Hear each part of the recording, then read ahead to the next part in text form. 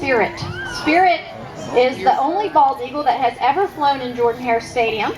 He's been flying since 2004. He flew at the Florida Atlantic game this year, and he's going to fly again for you now. And then I'll finish talking when he's finished flying.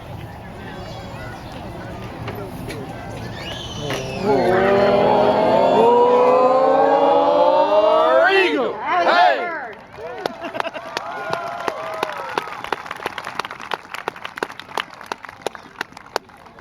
Now, big birds need a lot of room, and bald eagles, their typical habitat is open water. These birds fly over open water and hunt for fish and turtles and mink and ducks and little raccoons and all sorts of things they find around the lakes and the rivers and the ponds. When I was a little girl, which was not that long ago, there were hardly any bald eagles left in the United States. They were considered an endangered species. But now there are plenty of them. They are no longer endangered. They are no longer threatened. People noticed that their numbers were declining and imposed some restrictions on the chemicals that were making the water contaminated. That contaminated water was making sick fish, and sick fish are really easy to catch. And so the bald eagles were catching and eating a lot of those toxic fish, and it was affecting their ability to reproduce. But now, thankfully, that problem has alleviated greatly, and bald eagles are no longer endangered or threatened. They're nesting right here in the city of Auburn and all over the United States. Everywhere except Hawaii has really good, healthy populations of bald eagle. I don't know why they don't go to Hawaii, but they just don't. Now, bald eagles like this are nesting right here, as I mentioned.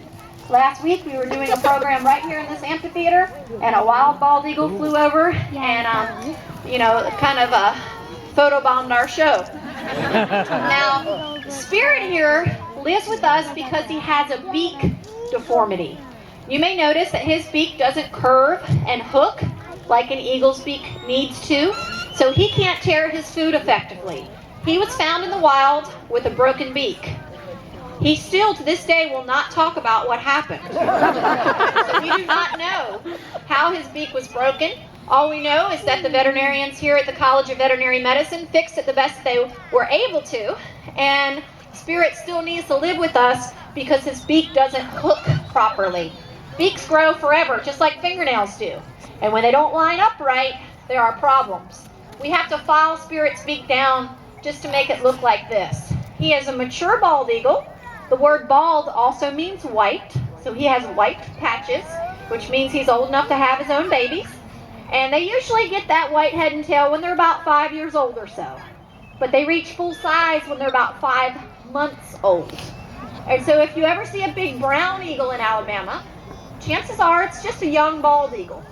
They're really big, but they're really brown. And when they get older, they get the white head and tail feathers.